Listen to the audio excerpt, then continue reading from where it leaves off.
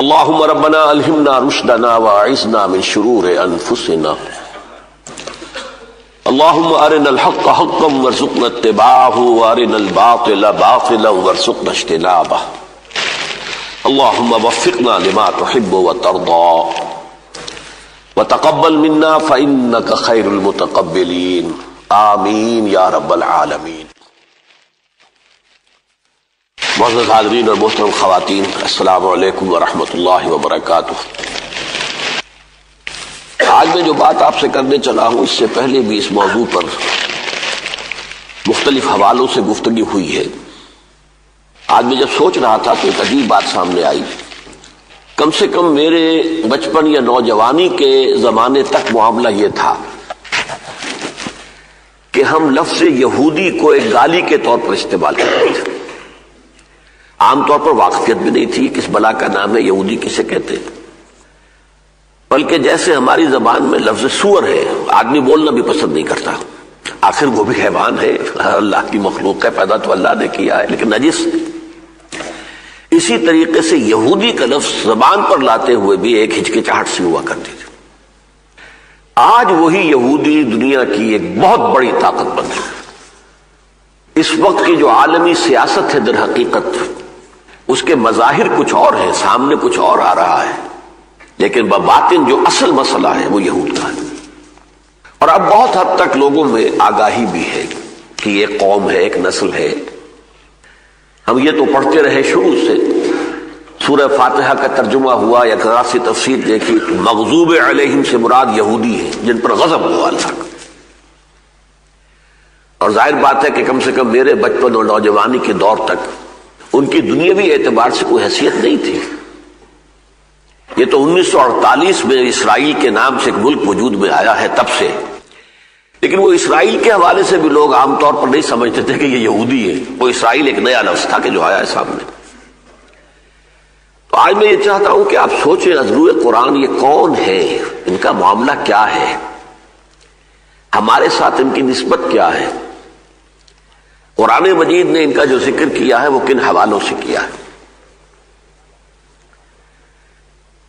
یہ بات جان لیجئے کہ یہود یا بنی اسرائیل ہم سے پہلے کی امت مسلمہ تھی۔ جیسے ہم حضرت محمد صلی اللہ علیہ وسلم کے امتی ہیں، یہ حضرت موسیٰ علیہ السلام کے امتی تھے۔ جیسے حضرت محمد صلی اللہ علیہ وسلم حضرت ابراہیم کی نسل سے ہیں، اسی طرح حضرت اسحاق ان کے دوسرے بیٹے، پھر ان کے پوتے یا حضرت اسحاق کے بیٹے یعقوب، جن کا لقب تھا اسرائیل۔ اسرائیل کے معنی ہے عبرانی زبان میں عبداللہ۔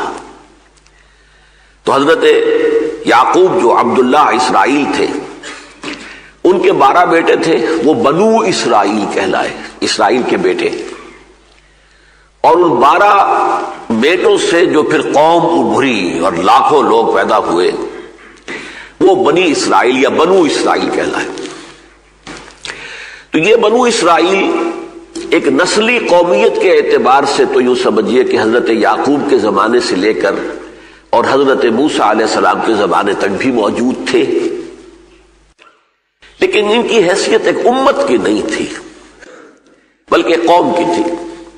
البتہ ان میں ایک بات تھی جو فضیلت کی تھی پوری دنیا میں، توحید ان کے اندر رچی بسی ہوئی تھی۔ اخلاقی اعتبار سے برائیاں آ گئیں، عمل میں خرابیاں آ گئیں، توحید ایک خدا، بت پرستی سے ہمیشہ یہ مجتنب رہے۔ پھر حضرت موسیٰ علیہ السلام کے زمانے سے انہیں ایک امت کی حیثیت حاصل ہوئی۔ امت بنتی ہے کتاب کی بنیاد پر۔ جب تورات عطا ہوئی انہیں، اب یہ امت بن گئے۔ یہ 1400 قبل مسیح کا واقعہ ہے، حضرت مسیح علیہ السلام سے 1400 برس قبل۔ آج 2000 ہو گئے ہیں حضرت مسیح کے بعد، 2003 میں ہم بیٹھے ہوئے ہیں، تو اس میں 1400 اور ایڈ کیجئے تو 3400 سال قبل آج سے انہیں تورات عطا کی گئی حضرت موسیٰ علیہ السلام کو، اور اس وقت سے یہ امت بن گئی۔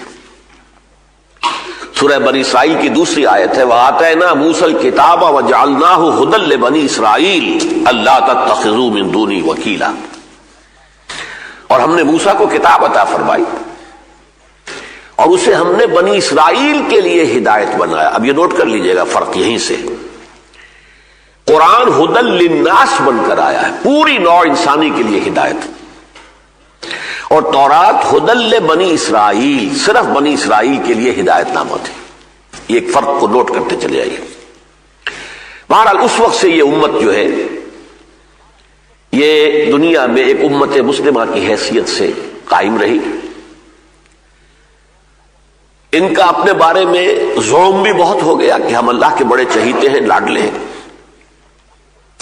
اور واقعہ یہ ہے کہ ان پر اللہ کا فضل بہت بڑا ہوا ہے، بہت بڑا ہوا ہے، اس میں کوئی شک نہیں۔ حضرت موسیٰ کے ذریعے سے اللہ تعالیٰ نے فرعونیوں کی غلامی سے نجات دلائی۔ بڑے بڑے معجزے جو ہیں، 9 معجزے حضرت موسیٰ کے ذریعے سے دکھائے گئے، اور وہ بھی ابھی ایکسوڈس سے پہلے، مصر سے نکلنے سے قبل۔ اس کے بعد ایک ایک معجزہ، سمندر پھٹ گیا ان کو راستہ دینے کے لیے حضرت موسیٰ کے ایک عصا کے ضرب سے، اسی عصائے موسوی کے ضرب سے ایک چٹان سے 12 چشمے بہہ نکلے، ہر قبیلے کا علیحدہ، تاکہ یہ کہ آپس میں لڑے نہیں۔ قبائلی زندگی تھی، لڑائی ہوتی ہے، پانی پر لڑائی ہوتی تھی، تو ہمارے دیہات میں بھی ہوتی ہے۔ تو اللہ نے 12 چشمے، قد علم کل اناس مشربہم، ہر قوم نے اپنا، ہر قبیلے نے اپنا جو ہے گھاٹ معین کر لیا، ہمیں یہاں سے پانی لینا۔ صحرائے سینا میں انہیں دھوپ کی سختی نے ستایا، فظللنا علیکم الغمام، تو ان کے اوپر جو ہے ایک ابر جو ہے وہ مسلسل چل رہا تھا، جیسے وہ صحرائے سینا میں 6 لاکھ کی تعداد میں ایک قافلہ چل رہا تھا، ایسے ہی ابر چل رہا تھا۔ بھوک لگی تو من و سلوہ، معجزانہ طریقے پر انہیں اللہ تعالیٰ نے غذا دی، پھر انہیں اللہ نے کتاب دی۔ صحرائے سینا میں کوہ طور ہے، وہاں بلا کر اور 40 دن کا ایک چلہ کروا کے، جس میں کہ مسلسل روزہ تھا 40 دن کا، پھر حضرت موسیٰ کو تورات دی گئی، اور تورات سے مراد ہے احکام 10، یہ 10 کمانڈمنٹس، جو کہ پتھر کی سلوں کے اوپر کندہ تھے، جو دیے گئے حضرت موسیٰ علیہ السلام کو، اور وہ لے کر آپ آئے۔ یہ امت جو ہے 2 اعتبارات سے قرآن مجید میں ان کا ذکر بہت تفصیل سے آیا۔ ایک تو حدیث نبوی ہے لَتَتَّبِعُنَّ سُنَنَ مَنْ قَبْلَكُمْ، حضور نے فرمایا کہ اے مسلمانوں، تم بھی انہی لوگوں کے راستوں پر چلو گے جو تم سے پہلے تھے۔ فرمایا یہاں تک کہ اگر وہ گوہ کے بل میں گھسے تھے تو تم بھی گھسو گے، اور اگر ان میں سے کوئی ایسا بدبخت نکلا کہ جس نے اپنی ماں سے زنا کیا تو تم میں بھی کوئی نہ کوئی شقی ایسا ابھرے گا۔ لوگوں نے پوچھا کہ حضور کس کی طرف اشارہ ہے، کیا یہود اور نصارہ؟ فرمایا فمن، اس کے علاوہ اور کون، تم سے پہلی امت وہی تھے۔ تو واقعہ یہ ہے کہ سورہ بقرہ میں جو 10 رکوع مسلسل آئے ہیں، 5ویں سے لے کر اور 15ویں کے شروع تک، اس میں یہود کی جو گمراہیاں ہیں، عقیدے کی گمراہیاں، عمل کی گمراہیاں، ان سب کو تفصیل سے بیان کیا گیا۔ کیوں؟ ہمیں آئینہ دکھایا گیا، مسلمانوں تم میں بھی یہی ساری باتیں آئیں گی، بچو ان سے۔ مثلاً انہیں زوم ہو گیا ہم تو اللہ کے بڑے لاڈلے اور چہیتے ہیں، ہمیں تو آگ چھو ہی نہیں سکتی، یا گنتی کے چند دن۔ ہمیں بھی زوم ہو گیا، ہم تو محمد کے امتی ہیں، ہمارا کیا سوال جہنم میں جانے کا، جائیں گے تو تھوڑی دیر کے لیے پھر نکال لے گا اللہ۔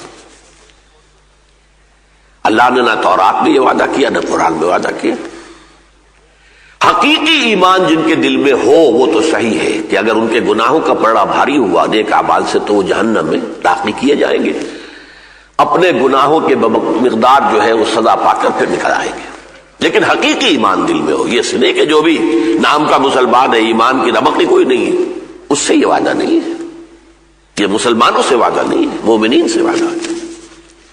اب یہ ایک علیحدہ مضمون ہے کہ مسلمان اور مومن میں فرق کیا ہے، میں اس وقت ادھر جا نہیں سکتا۔ اس کے لیے قرآن مجید میں جو فیصلہ کن آیات ہیں وہ سورہ الحجرات کی ہے، 14 اور 15 نمبر آیات۔ قالت الاعراب آمنا قل لم تؤمنوا ولكن قولوا اسلمنا. یہ بدو دعویٰ کر رہے ہیں نبی کہ ہم ایمان لے آئے، ان سے کہہ دیجیے تم ہرگز ایمان نہیں لائے ہو، یہ کہہ سکتے ہو مسلمان ہو گئے. وَلَمَّا يَدْخُلِ الْإِيمَانُ فِي قُلُوبِكُمْ، ابھی تک تو ایمان تمہارے دلوں میں داخل تک نہیں ہوا. تو زبان پر اقرار باللسان جو ہے اس سے ایک مسلمان تو بن گیا آدمی، لیکن یہ کہ مومن بننا تو تب ہوتا ہے جب دل میں یقین پیدا ہو جائے. دلی یقین اگر ہو جائے تو پھر ٹھیک ہے، ورنہ نہیں. اور گمراہیاں بے شمار گمراہیاں. چنانچہ یہ بھی ہمارے اندر گمراہی پیدا ہوئی کہ ہم جب نبی کے پیروکار ہیں تو شفاعت تو ہمارا لازماً حق ہے، حضور ہمارے حق میں شفاعت کریں گے. متعدد احادیث سے معلوم ہوتا ہے کہ صاف کہہ دیا جائے گا کہ نبی یہ آپ کے پیروکار نہیں ہے، اور حضور خود دنیا میں فرما گئے ہیں من رغب عن سنتی فلیس منی، جسے میری سنت پسند نہیں ہے اس کا مجھ سے کوئی تعلق نہیں. یہ کوئی نسلی معاملہ نہیں ہے، یہ عقیدے کا معاملہ ہے، یقین کا معاملہ ہے، عمل کا معاملہ ہے. ایمان اور عمل صالح کی بنا پر سارے وعدے ہیں جو بھی اللہ کے. بہرحال یہ ایک پہلو ہے کہ جو بھی گمراہیاں ان میں آئیں وہ ہم میں بھی آئیں. دوسری حدیث میں نے ابھی آپ کو سنائی ہے کہ حضور نے فرمایا لَيَأْتِيَنَّ عَلَىٰ أُمَّتِي مَا أَتَىٰ عَلَىٰ بَنِي إِسْرَائِيلَ حَزْوَ النَّعْلِ بِالنَّعْلِ. یہ ترمذی شریف کی روایت ہے. حضرت عبداللہ ابن عمرو ابن العاص رضی اللہ تعالی عنہما اس کے راوی ہیں. حضور نے فرمایا میری امت پر بھی وہ سارے حالات وارد ہو کر رہیں گے جو بنی اسرائیل پر ہوئے، بالکل ایسے جیسے ایک جوتی کے جوڑے کی دو جوتیاں ایک دوسرے کے مشابہ ہوتی ہیں. اب یہ مثال جو آپ نے دی تشبیہ بڑی فصاحت اور بلاغت والی ہے. دیکھیے جوتیوں کا جوڑا رکھا ہوا ہو زمین پر تو وہ مختلف نظر آئیں گے، ایک کا رخ ادھر ہے ایک کا رخ ادھر ہے پنجے کے حساب سے. تلوے ملا دیجئے تو بال برابر فرق نہیں. تو ظاہر بات ہے کہ ان دو امتوں میں 2000 سال کا فصل ہے. 1400 قبل مسیح میں تورات دی گئی اور سابقہ امت جو ہے بنی اسرائیل یا یہود ان کی تاریخ شروع ہو گئی، اور 600 بعد مسیح میں حضور پر قرآن نازل ہوا. 610 میں پہلی وحی نازل ہوئی.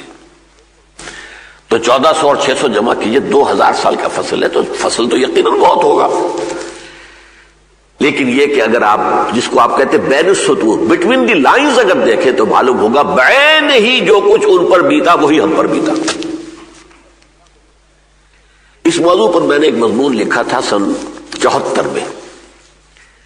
تنظیم اسلامی کے قیام کا فیصلہ کر لیا تھا، ابھی باقاعدہ اس کی تاسیس نہیں ہوئی تھی. پھر میں مسجد خضرا سمن آباد میں رمضان میں معتکف تھا، اعتکاف کے حالت میں مضمون میں نے لکھا تھا. اس وقت وہ آپ کو ملے گا یا تو تنظیم اسلامی کا تاریخی پس منظر کے نام سے ایک کتاب چاہے. میں نے ہسٹوریکل سروے دیا ہے، سابقہ امت موجودہ امت، اب امت کہاں کھڑی ہے، اب کرنا کیا ہے. ظاہر بات ہے کہ تاریخ کے تسلسل کے بغیر تو بات نہیں ہوتی. کہاں سے چلے تھے کہاں پہنچے ہیں، راستے میں کون کون سے مقامات آئے ہیں، اب کہاں جانا ہے، کیسے جانا ہے، راستہ کون سا ہے. پھر اس کا انگریزی میں ترجمہ بھی ہوا، rise and fall of the Muslim Ummah کے نام سے وہ کتاب چاہ انگریزی میں بھی ہے. سورہ بنی اسرائیل کے پہلے رکوع میں اللہ تعالیٰ نے بنی اسرائیل کے 4 ادوار کا ذکر کیا ہے.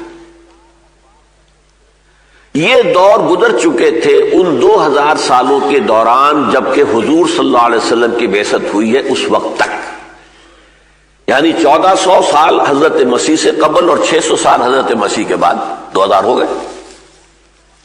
اس دوران میں 4 دور گزر چکے تھے، ایک عروج، پھر زوال، پھر عروج، پھر زوال.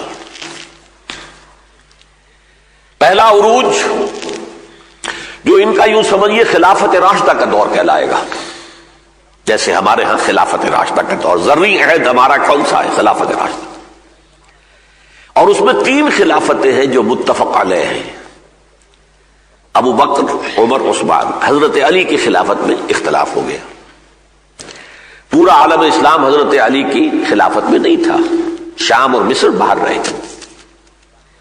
اسی طرح 3 بادشاہوں کا زمانہ ان کا ہے جو عہد ذری ہے، حضرت طالوت، حضرت داؤد، حضرت سلیمان.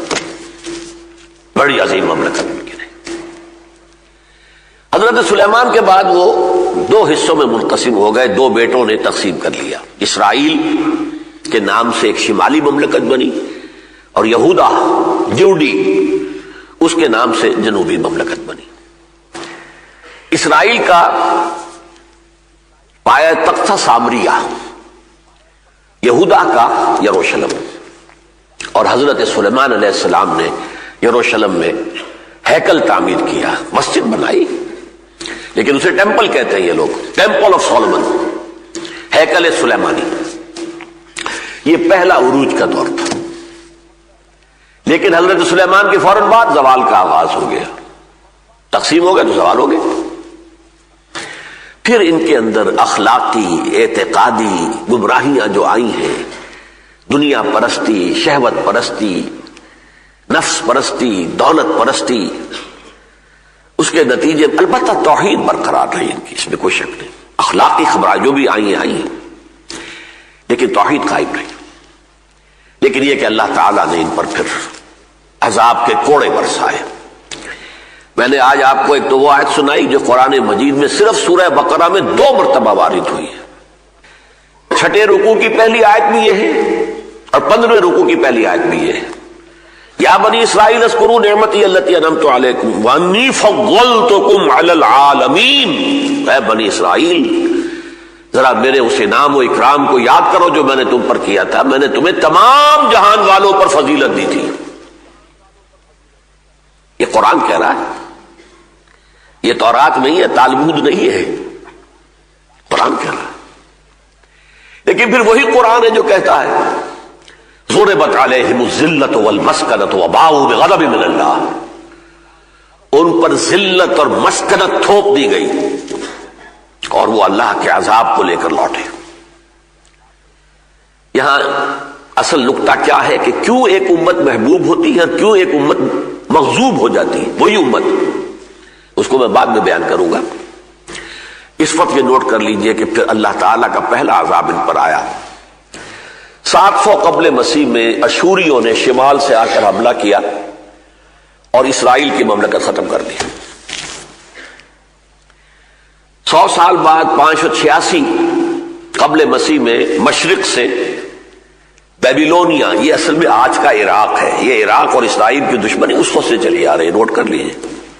حضرت مسیح سے 600 برس قبل 587 قبل مسیح میں بیبیلونیا کا، عراق کا بادشاہ تھا بخت نصر جس کو کہتے ہیں، نیبوکڈنیزر.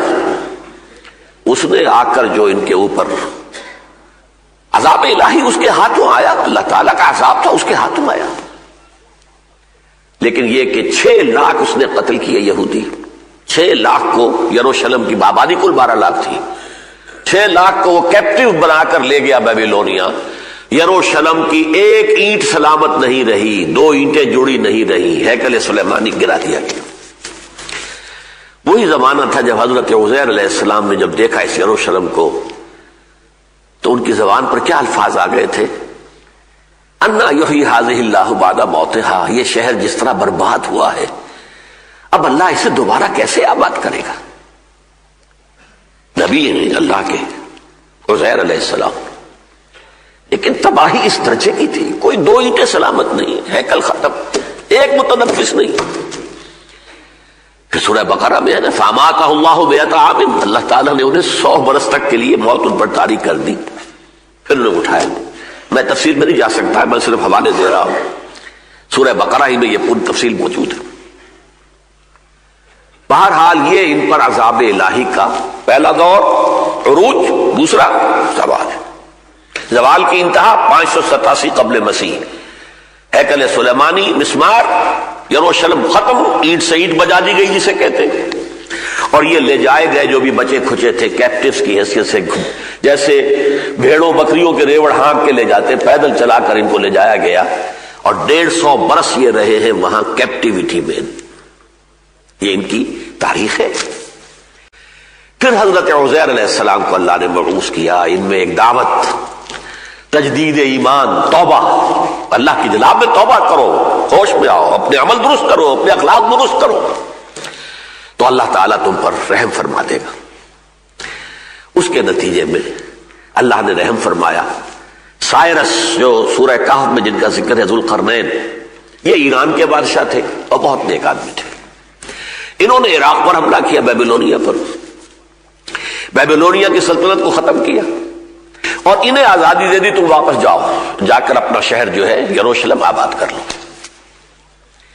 یہ محسن اعظم ہیں ذوالقرنین یہود کے۔ یہی وجہ ہے کہ یہودیوں نے سکھایا تھا کہ یہ سوال کرو ذرا محمد سے کہ اگر نبی ہے تو بتائیں ذوالقرنین کون تھے اور یہ اصحاب کہف کون تھے۔ یہ سوالات 3 تھے نا جو کروائے تھے امتحانی طور پر، جن کا جواب سورہ کہف میں آیا۔ بہرحال اس کے بعد سے ان کا ایک دوسرا دور عروج کا شروع ہوا، یہ واپس آئے، انہوں نے پھر دوبارہ ہیکل سلیمانی جو ہے وہ مسجد تعمیر کی، پھر مکابی پاور ایک بڑی زبردست سلطنت جو ہے وہ قائم رہی۔ یہ دوسرا عروج ہو گیا، پھر زوال آ گیا، پھر وہی عیش پرستی، وہی نفس پرستی، وہی دولت پرستی، وہی شہوت پرستی، پھر عذاب آیا۔ یہ دوسرا زوال تھا۔ پہلے یونانیوں نے حملہ کیا، سکندر اعظم رونتا ہوا گزر گیا، اس کے بعد اس کا جو بڑا جرنیل تھا سلیوکس، اس کی حکومت قائم رہی۔ وہ ذرا ہٹے تو پھر رومنز آ گئے، انہوں نے پیسا ان کو، یہاں تک کہ سن 70 عیسوی، اب یہ ذہن میں رکھیے، سن 70 عیسوی حضرت عیسیٰ اب آ چکے ہیں، رفع آسمانی ہو چکی ہے ان کی۔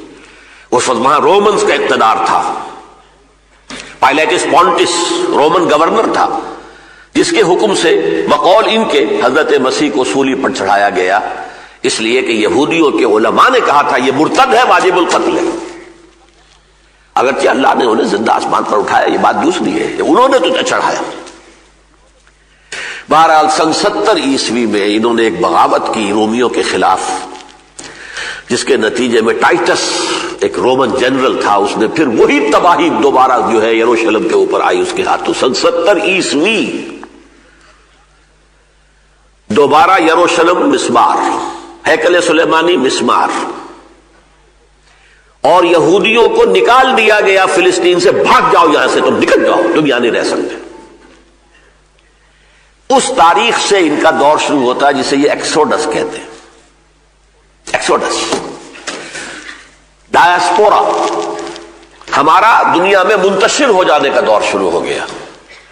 کچھ ایشیا کے مختلف علاقوں میں آ گئے، کچھ یورپ میں چلے گئے، کوئی افریقہ میں چلے گئے، کوئی کہیں چلا گیا، کوئی کہیں چلا گیا، لیکن یہ کہ فلسطین سے ان کو نکال دیا گیا۔ یہاں سے یوں سمجھیے کہ جو دوسرا دور زوال ہے وہ اپنی انتہا کو پہنچ گیا، اور یہ وقت کیا تھا؟ حضور کی ولادت سے 500 برس قبل۔ حضور کی ولادت 571 عیسوی میں ہوئی ہے اور 70 عیسوی میں یہ ہو چکا تھا، تو حضور کی ولادت سے 500 قبل یہ واقعہ ہوا۔ یہ ڈایاسپورا ان کا جو 70 عیسوی سے چلا تھا، 1917 عیسوی تک چلا ہے۔ 1847 برس ان پر ایسے گزرے ہیں کہ ان کا کوئی عمل دخل فلسطین میں نہیں تھا بالکل۔ یہ میں نے آپ کو یہود کی تاریخ کا اجمالی تجزیہ کیا، جو سورہ بنی اسرائیل کے پہلے رکوع کی 4-5 آیات میں آیا ہے۔ وَقَضَيْنَا إِلَىٰ بَنِي إِسْرَائِيلَ فِي الْكِتَابِ لَتُفْسِدُنَّ فِي الْأَرْضِ مَرَّتَيْنِ وَلَتَعْلُنَّ عُلُوًّا كَبِيرًا۔ اب اسی کے آئینے میں دیکھیے مسلمانوں کا پہلا دور عروج، عربوں کی زیر قیادت، خلافت راشدہ، پھر بنو امیہ، بنو عباس، زبردست سلطنت، دنیا میں ڈنکا بج رہا ہے۔ زوال آیا، پہلے شمال سے آئے، جیسے ایشوری آئے تھے ویسے ہی شمال سے کروسیڈرز آئے۔ 1099 عیسوی میں یروشلم مسلمانوں کے ہاتھوں سے نکل گیا۔ 88 برس تک کروسیڈرز اس پر قابض رہے، عیسائی، یورپ کے عیسائی۔ 1187 میں صلاح الدین ایوبی نے واپس لیا۔ اس کے بعد جیسے مشرق سے آئے تھے نبوکدنضر، مسلمانوں پر مشرق سے آئے تاتاری، یہ تاتاری ہورڈز، کروڑوں مسلمان قتل ہوئے۔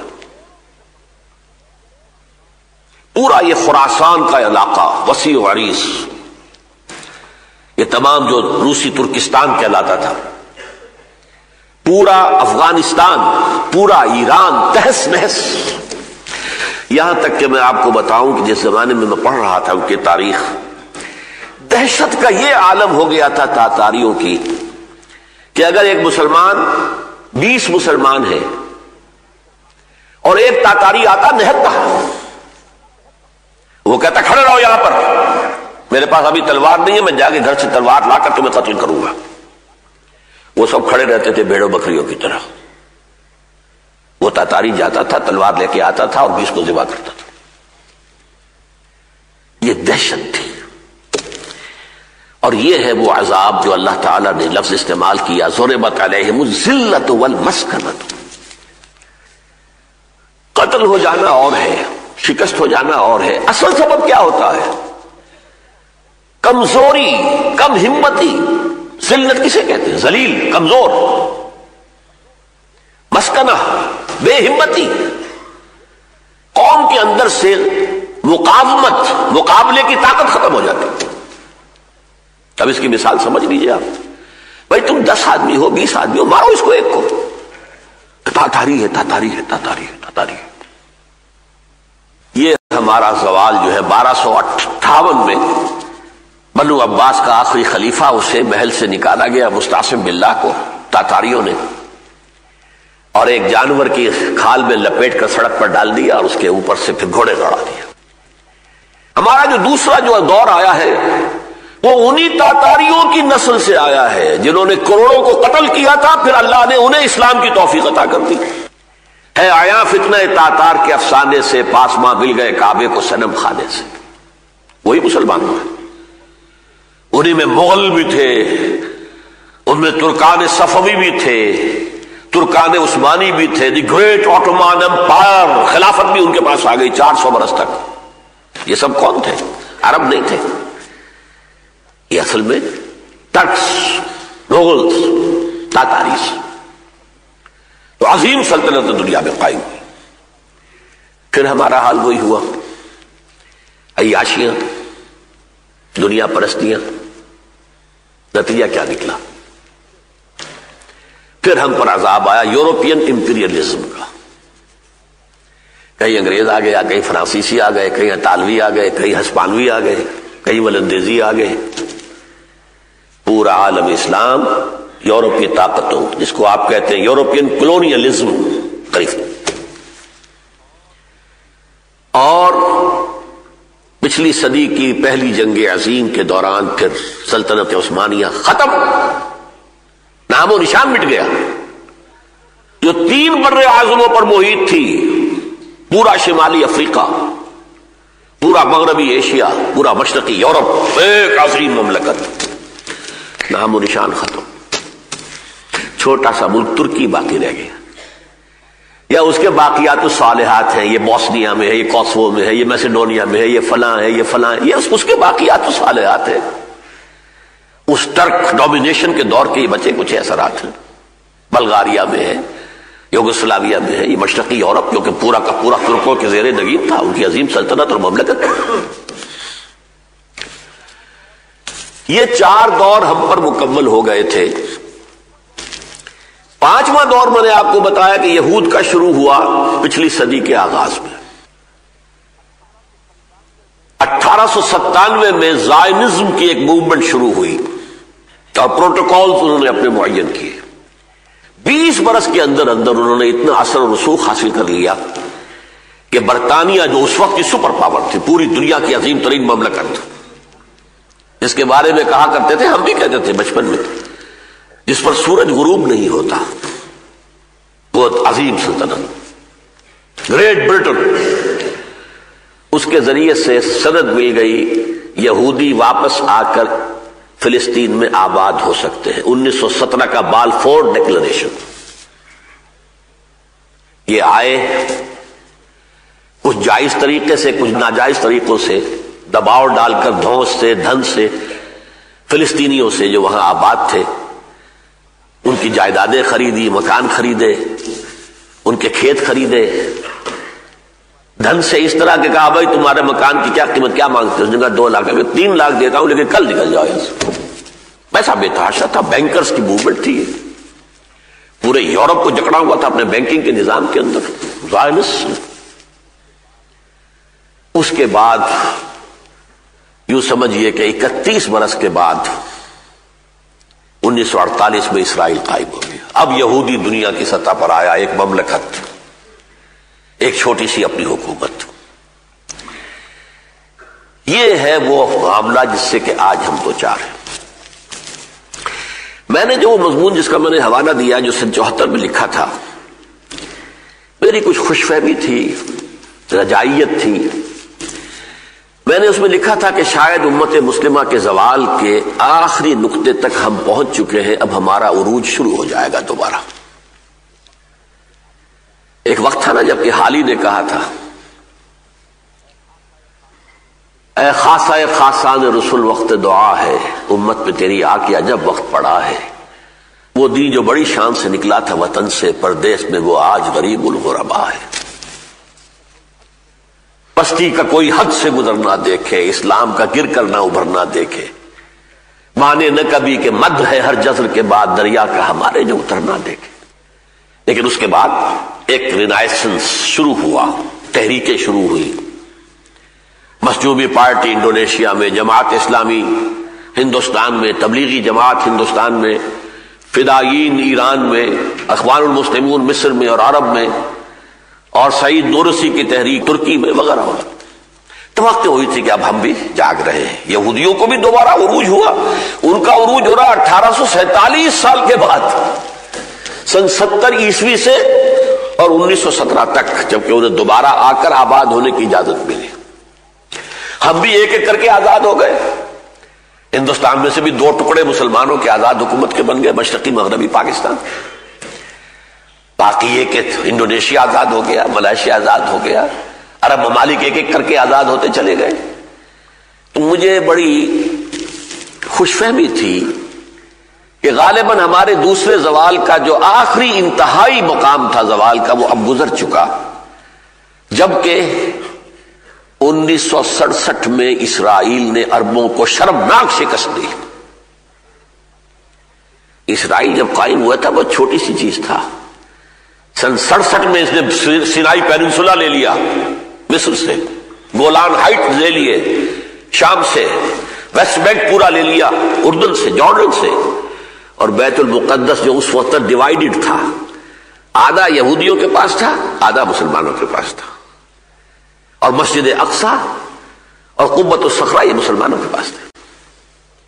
لیکن سن 67 میں پورا ویسٹ بینک بشمول پورے یروشلم کے ان کے قبضے میں۔ بدترین شکست 6 Days War of 1967 یاد کیجئے۔ لیکن اتنی ہی شرمناک شکست ہمیں ہوئی سن 71 میں مشرقی پاکستان میں۔ 95,000 پاکستانی کڑیل جوان ہندو کے قیدی بنے، ملک 2 ٹکڑے ہو گیا۔ اس کے بعد جو ویو آئی تھی غالباً 74 یا 73 میں، جو وہ ہمارا مسلمان ممالک کا کہ یہ کانفرنس ہوئی تھی لاہور میں، تمام سربراہان مملکت جو تھے مسلمانوں کے جمع ہوئے تھے، اس میں بڑا یوفوریا سا تھا۔ معلوم ہوتا ہے کہ وہ جو اقبال نے بات کہی تھی، شاید اس کا وقت آ گیا ہے کہ کتاب ملت بیضا کی پھر شیرازہ بندی ہے، یہ شاخ ہاشمی کرنے کو ہے پھر برگوبر پیدا۔ لیکن میں افسوس کے ساتھ یہ عرض کر رہا ہوں، سن 74 کی بات کو اب 28 برس ہو گئے، اب میری رائے بدل گئی ہے۔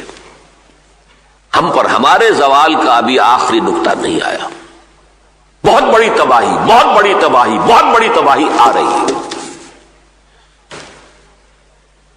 اب یہاں میں وہ نقطہ واضح کر دینا چاہتا ہوں، اللہ تعالیٰ اپنی محبوب امت پر عذاب کیوں بھیجتا ہے؟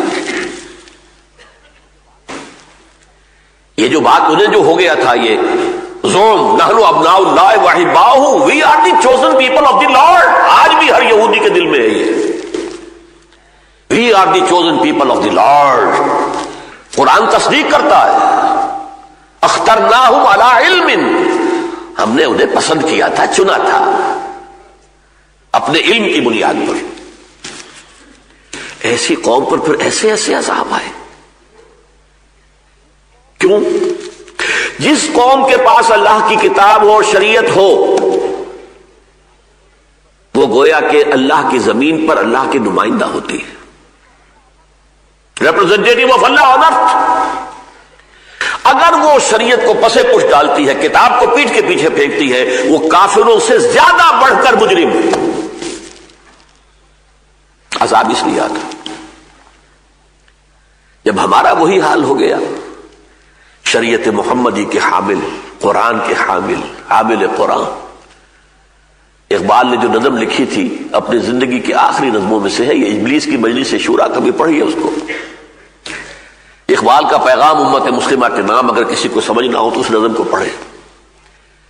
آخری اس میں جو خطاب ہے ابلیس کا اپنے کارندوں اور اپنے ایجنٹوں کو, اس میں وہ ابلیس کہتا ہے, جانتا ہوں میں یہ امت حامل قرآن نہیں, جانتا ہوں میں یہ امت حامل قرآن نہیں.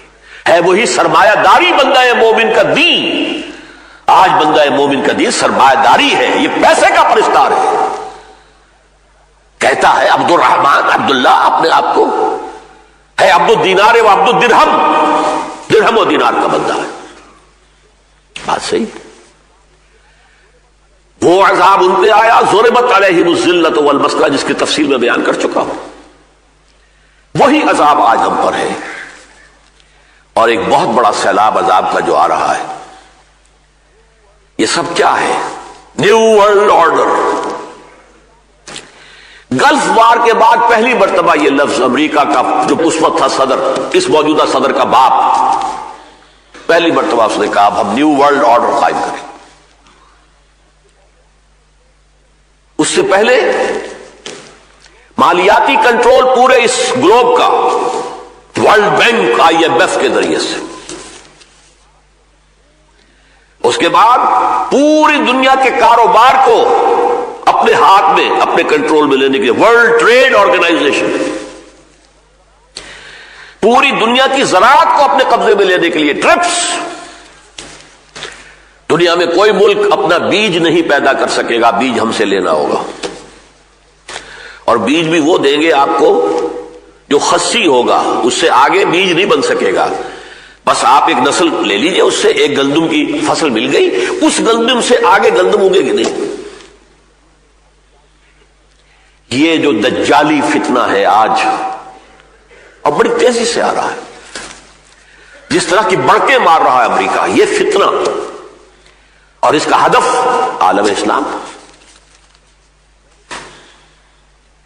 میں نے جو آپ سے کہا تھا, مجھے تو یہ اچانک احساس ہوا کہ یہ تاتاریوں کا حصہ میں نے پڑھا تھا کہ اگر 20 مسلمان ہیں اور ایک تاتاری نے کہا دیا کھڑے رہو یہیں پر, انتظار کرو میرا, میں تلوار لے کر آؤں گا, تمہیں بھی ماروں گا, اور وہ کھڑے رہتے تھے بھیڑوں بکریوں کی طرح. بعین ہی یہ حال آج ہے. کون نہیں جانتا کہ عراق کے بعد ایران اور شاید اس سے بھی پہلے پاکستان یہ ہدف نہیں ہے. اندھوں کو بھی نظر آ رہا ہے, اندھوں کو نظر آ رہا ہے. کیا یہ ایٹمک پروگرام ہمارا کھٹک نہیں رہا ان کے دلوں میں؟ میں کھٹکتا ہوں دل یزداں میں کانٹے کی طرح, تو فقط اللہ اللہ اللہ.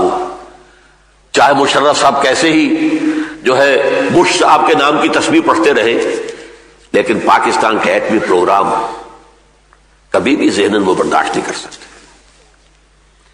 سب کو معلوم ہے ہوگا عراق پر حملہ ہونا ہی ہونا ہے.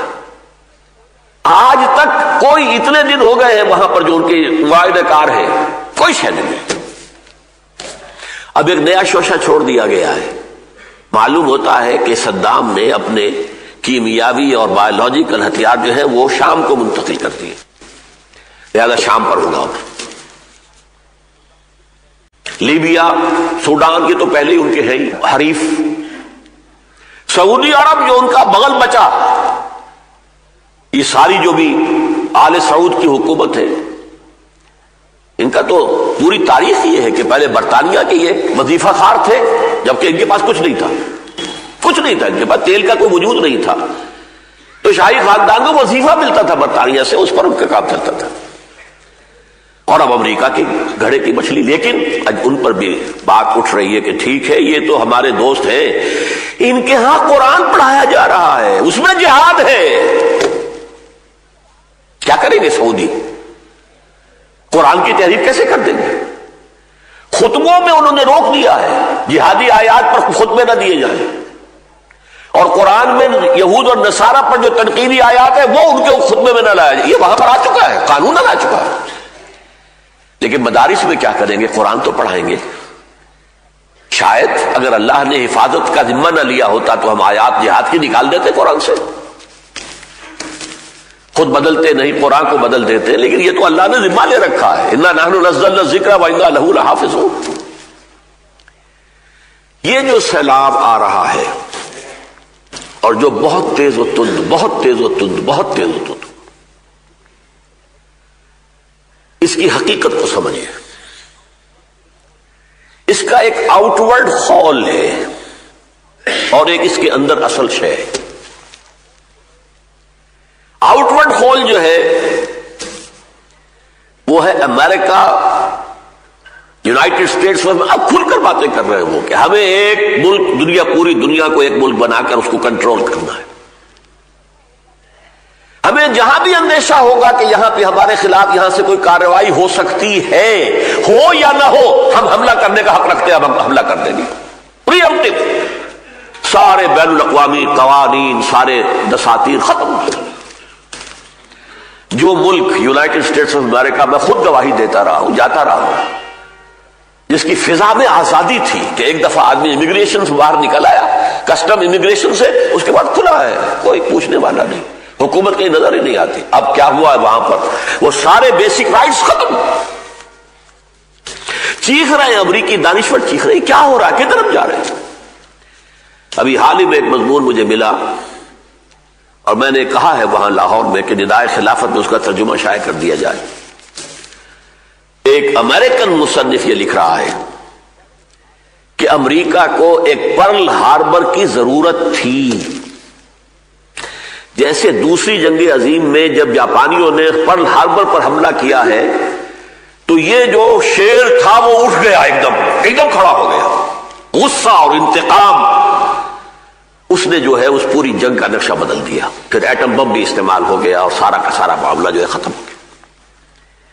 اسی طرح پرل ہاربر ایک اور چاہیے تھا, اور وہ یہ ورلڈ ٹریڈ سینٹر جو ہے در حقیقت اس کا پرل ہاربر ہے. اس میں گویا کہ بٹوین دی لائن یہ ہے, یہ امریکہ کے جو خوخار جنگجو لوگ ہیں, ہاکس ہیں, یہ خود انہوں نے کروایا ہے تاکہ پوری قوم میں انتقامی جوش ایسا پیدا ہو جائے کہ بڑے سے بڑے ڈیفنس بجٹ کو وہ اوکے کر دیں.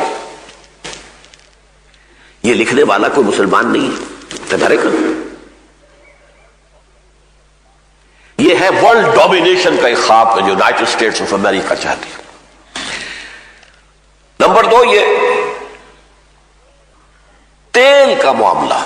اپنی قوم کو جو انہوں نے, حالانکہ 3 لاکھ افراد کے وہاں پر جلوس نکلے ہیں جنگ کے خلاف, عراق کے خلاف, کہ عراق پر کوئی حملہ نہ کیا جائے, لیکن انتخابات میں ریپبلکن پارٹی جیت گئی.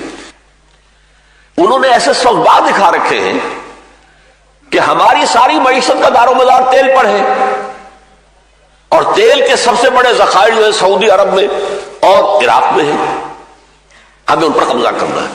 تو امریکہ کے جو باہر کا خول ہے جو کچھ ہو رہا ہے اس میں تو امریکہ سامنے ہے نا, اسرائیل پیچھے ہے.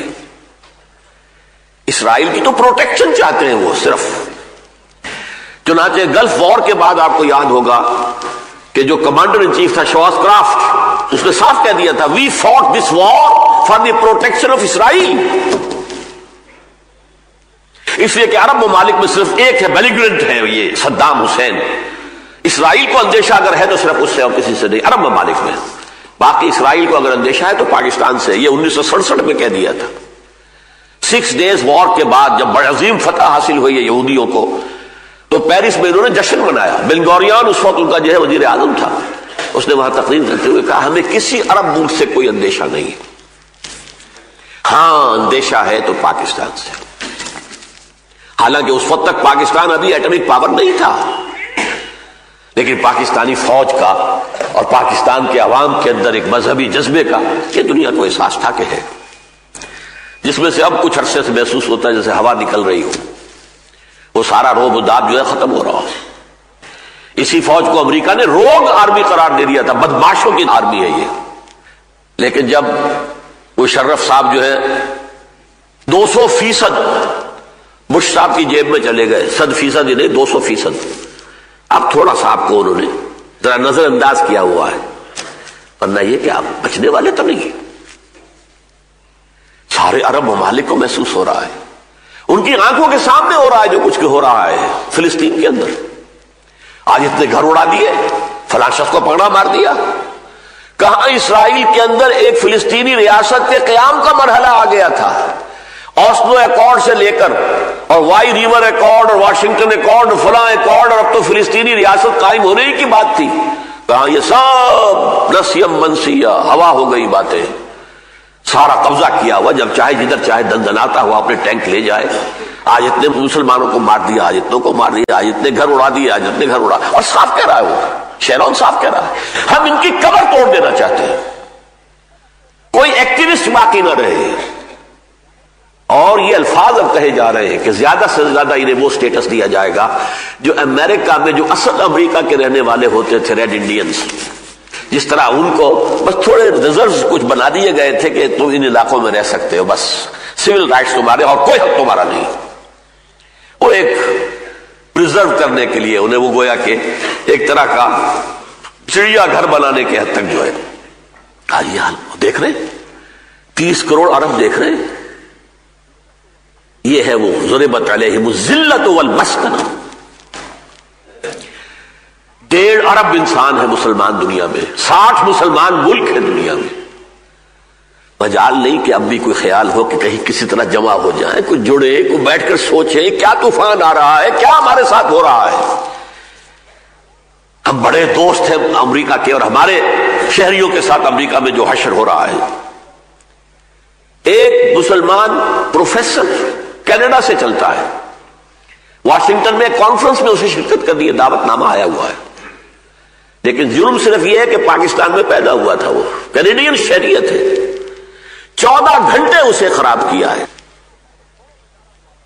تنگ آ کر اس نے کہا کہ چھوڑو میں جا رہا ہوں واپس، کہ واپس بھی نہیں جا سکتے جب تک کہ تمہارے فنگر پرنٹس نہ لے لیے جائیں اور تمہارے فوٹو، اب جا بھی نہیں سکتے۔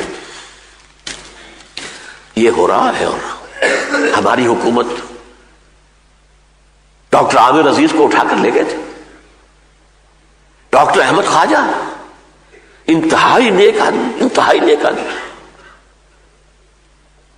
اب ظاہر بات ہے کہ جو لوگ نیک ہیں انہی کے اندر تو کوئی جذبہ تھا نا کہ کوئی افغانوں کی مدد کرے۔ افغان جو لوگ دنیا دار پیٹ کے بندے ہیں، انہوں نے کہا ہے کچھ سوچنا تھا کہ کیا ہو رہا ہے ہمارے پڑوس میں۔ جن کو کچھ خیال تھا کہ ملت اسلامیہ کا خیال تھا، قوت اسلامی کا خیال تھا، انہوں نے کوئی مدد کی ہے نا۔ لیکن یہ اب اتنا بڑا جرم ہے، خاندان کے 9 افراد ایک رات میں اٹھا کے لے گئے، کراچی سے گئے ہوئے ان کے ماموں جو ہیں 80 برس کے، ان کو بھی لے گئے، اور یہ پاکستان میں ہو رہا ہے۔ کہاں ہے ہماری حاکمیت؟ Where is that sovereignty؟ کھیل ہے جس کے اندر لگا دیا گیا ہے، کھیلو، الیکشن ہے، یہ ہے، وزارتیں ہو رہی ہیں، یہ چلو کرتے رہو، یہ تمہارا میوزیکل چیئر ہے، اصل اختیار کس کے پاس ہے آج؟ یہ ہے اصل میں وہ عذاب۔ اور یہ نوٹ کر لیجئے، میں نے چونکہ یہود کی تاریخ سے اس کا تقابل کیا ہے، یہود کا سابقہ امت کا جرم اکیرا ہے، ہمارا دوہرا ہے۔ کیوں؟ یہود کے ذمے یہ کام نہیں تھا کہ وہ اللہ کی دین بقیہ دنیا تک بھی اس کی دعوت پہنچائے، ان پر صرف یہ تھا کہ عمل کرو، تمہیں جو تورات دی گئی، کتاب دی گئی، اس پر عمل کرو۔ بے عملی یا بد عملی کے مجرم تھے، یہ نہیں کہ ان کے ذمے یہ تھا کہ اسے پہنچانا بھی ہے پوری دنیا تک، نہیں۔ خدل بنی اسرائیل، وہ کتاب بھی دی گئی تھی تو بنی اسرائیل کے لیے دی گئی تھی صرف، یہاں تک کہ عیسیٰ بھی بھیجے گئے تو رسولاً الی بنی اسرائیل، صرف بنی اسرائیل کی طرف رسول بنا کر بھیجے گئے تھے۔ محمد الرسول اللہ صلی اللہ علیہ وسلم وما ارسلناک الا کافۃ للناس بشیرا ونذیرا، ہم نے آپ کو نہیں بھیجا ہے محمد مگر تمام دنیا والوں کے لیے بشیر و نذیر بنا کر۔ اس امت کے ذمہ یہ تھا کہ تم خیر امت ہو، اخرجت للناس، کنتم خیر امۃ اخرجت للناس تأمرون بالمعروف وتنہون عن المنکر وتؤمنون باللہ. ہمارے ذمہ تو پوری دنیا تک اسلام کو پہنچانا تھا. وجہ یہ کہ ہم نے خود بھی اسلام کا دامن چھوڑ دیا. پوری دنیا میں کوئی ملک نہیں جسے ہم پیش